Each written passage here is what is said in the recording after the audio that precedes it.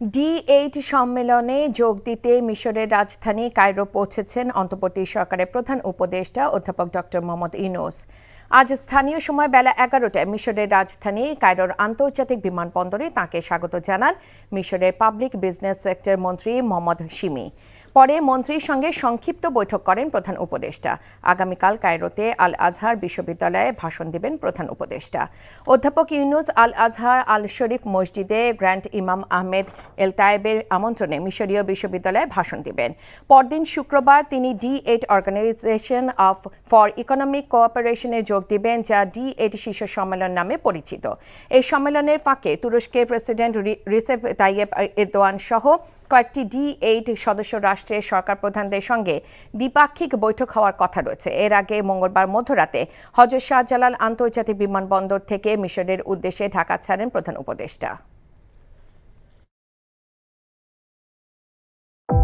ভালোবাসার প্রথম শর্ত বিশ্বাস, যেটা আমার প্রতি কখনোই তোমার ছিল না।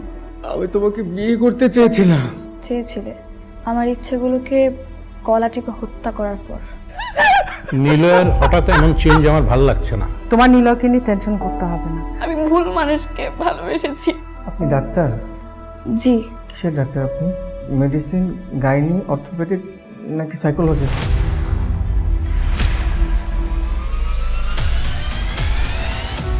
ভাইয়া খুব ইন্ট্রোভার্ট। ভাইয়াকে নেশার জগৎ থেকে ফিরিয়ে আনতে হবে। আমার মনে হয় কি তোমার রেগুলার অফিসে বসা উচিত। সব তোকে সামলাতে হবে। এরকম কেস না দিন দিন বেড়েই চলেছে।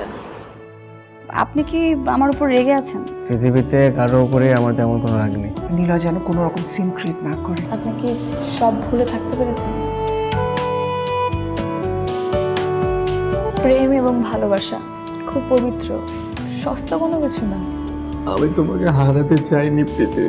Love is not enough in the world. Double million offer Walton fridge কিনে পেতে পারেন 20 লক্ষ টাকা, রয়েছে কোটি কোটি টাকার নিশ্চিত উপহার।